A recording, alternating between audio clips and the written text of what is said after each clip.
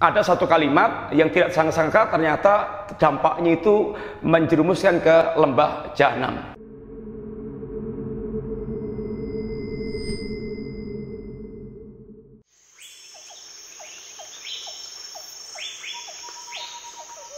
Tat, mau nanya satu lagi, Tat. Akhir-akhir ini ada viral juga mengenai nggak apa-apa ngapling di neraka, Ustaz. Nauzubillah min dzalik itu, Ustaz. Merasa nanti bisa ketemu dengan teman seprofesi gitu, gimana, Ustaz? Ketemu dengan artis-artis itu ya? Ya, seperti itu, Ustaz. Artis itu ada yang gembrot juga kan? Nggak semua artis cantik, ganteng. Artis ada yang merongos, ada yang gembrot, ada yang pendek, ada yang macam-macam. Ini sebetulnya ucapan, ya kita yakin ucapan orang sangat bodoh. Pertama sangat bodoh, yang kedua mungkin hatinya sudah nggak tahu, hatinya hilang atau rasa takutnya hilang. Urusan neraka nggak bisa dibuat main-main. Nanti kalau dia dikabulkan atau langsung dikontan oleh Allah Ta'ala, ini sangat berbahaya sekali. Umar bin Khattab saja, dia tahu Umar itu kualitas imannya kayak apa, kemudian waktu keislamannya itu seperti apa. Meninggalnya itu Umar mewariskan kira-kira sepertiga belahan dunia itu untuk kaum muslimin. Artinya tiap hari ditebus dengan tetesan darah atau dengan jihad yang dilakukannya. Itu Umar ketika beliau pernah mengatakan, seandainya nanti ada pengumuman semua orang itu masuk surga kecuali satu, saya khawatir yang satu itu saya. Itu adalah Umar bin Khattab. Yang kita tahu kualitasnya ini Umar.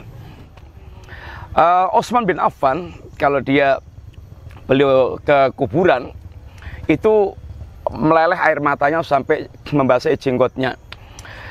Kenapa? Beliau membayangkan tentang kuburan. Kenapa? Kata Nabi, innal qabra awwalu manazilil akhirah. Kubur itu adalah persinggahan pertama akhirat. Faman naja fama ba'da aisaru minhum. Kalau dia selamat di kuburan, maka dia akan selamat atau akan mudah, akan fase berikutnya itu akan mudah. Wa man lam yanju, kalau dia nggak selamat di kuburan, fama ba'dahum asyaddu minhu. Hari setelahnya itu akan lebih berat, akan lebih parah, lebih berat lagi. Ini adalah Utsman bin Affan yang kita tahu hartanya diinfakkan untuk kaum muslimin sekian banyak, yang dijamin surga oleh Nabi SAW. Tapi ada rasa takut berkaitan kondisi ini, alam kubur, kemudian juga neraka. Ibnu Mulaikah menyampaikan, saya ketemu 30-an sahabat, semua takut kemunafikan. Artinya ada rasa takut. Yang kemunafikan itu adalah nanti larinya ke neraka. Innal munafiqina fi dzalika lasaminan nar. Orang munafik itu dikeraknya di neraka. Kalau orang sekelas mereka itu adalah punya rasa takut yang sedemikian rupa, harusnya yang di bawah kelasnya mereka itu akan lebih takut lagi. Nah, untuk berkaitan dengan urusan ini akhiratnya. Tapi itulah memang wataknya, memang orang mukmin itu ada rasa takut. Maka dikatakan ciri khas orang mukmin itu memang justru hatinya ada rasa takut dengan akhirat. Maka dia beramal baik sebanyak-banyaknya dan menghindari sebab-sebab yang akan mengantarkan ke neraka sekuat-kuatnya. Sehingga dikatakan dalam perkataan salaf kita, innal mu'mina jama'a baina ihsanil amal wasyafaqah. Orang mukmin itu mengumpulkan antara bagusnya amal dan rasa takut. Kalau dia beramal, dia akan poles sebagus-bagusnya. Dia persiapkan sebagus-bagusnya. Bagaimana ikhlasnya, bagaimana itibaknya. Kemudian dia akan koreksi lagi supaya betul-betul amalnya itu berkualitas diterima Allah Ta'ala. Karena dia tahu, Allah katakan, innama yataqabbalullahu minal muttaqin. Allah hanya menerima amal dari orang yang bertakwa. Sehingga bagaimana betul-betul amal itu diterima Allah Ta'ala. Sampai salaf kita mengatakan, seandainya saya tahu ada satu amalan saya yang diterima oleh Allah, ada sujudan saya yang diterima Allah, maka kematian lebih aku sukai dibandingkan dengan dunia dan seisinya. Mereka nggak tahu amalnya diterima atau tidak. Maka seorang mukmin itu mengumpulkan antara bagusnya amal dengan rasa takut, sehingga dia bersama dengan banyaknya amal itu nggak ada rasa ujub, nggak ada rasa bangga, nggak ada rasa sombong, tapi yang ada justru dia disertai rasa takut. Dan ini bukan berarti putus asa dari rahmat Allah, enggak. Tapi perasaan ini bahkan melahirkan tidak sombong, tidak ujub, kemudian akan memperbanyak amal saleh karena harapannya kalau ini nggak diterima, mudah-mudahan yang ini diterima. Kemudian akan selalu muhasabah terus. Ini adalah yang ada pada orang mereka, yaitu memiliki perasaan seperti ini. Dan itu ciri khasnya orang mukmin, begitu kata Allah Ta'ala. Walladzina yu'tuna ma atau wa qulubuhum wajilatun annahum ila rabbihim raji'un.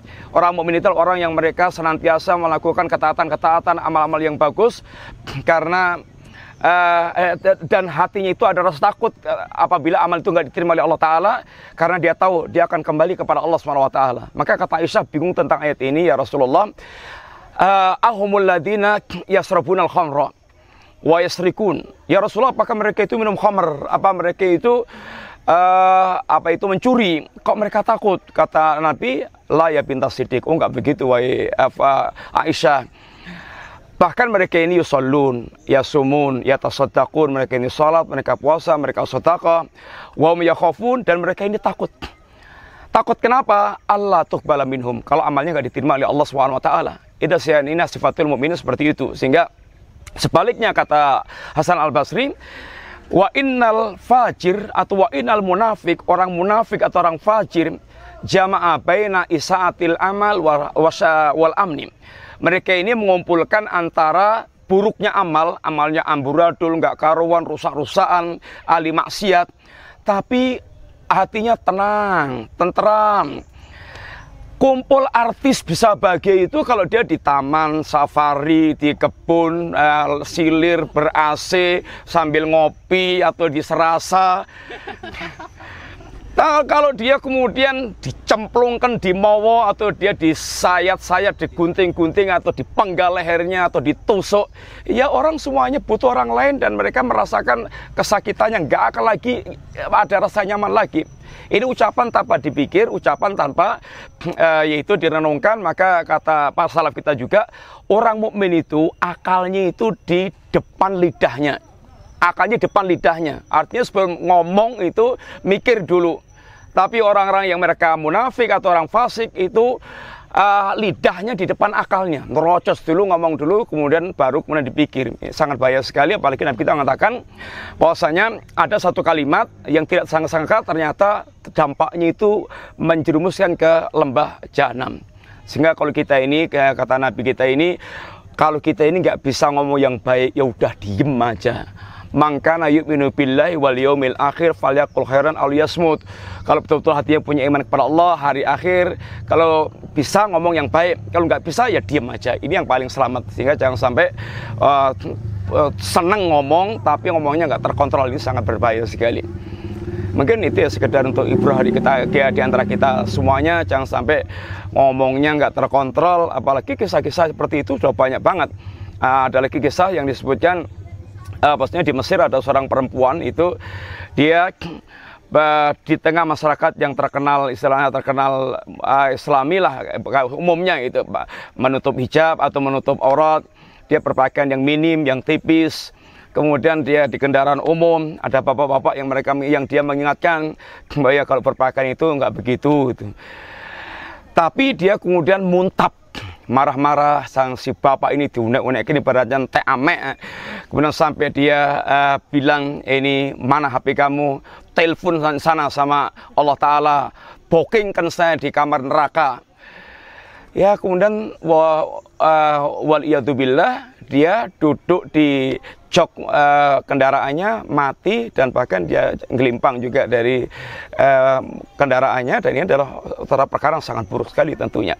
Kalau dikontan kayak gitu, baru orang bisa merasakan sebetulnya bagaimana suasana akhirat itu. Dan waliyadzubillah, jangan sampai kita jatuh dalam perkara seperti itu. Sehingga ya, ini perlu kefahaman agama dan perlu kehati-hatian, sehingga jangan sampai kita tidak terkontrol, apalagi dalam masalah ucapan-ucapan kita ini.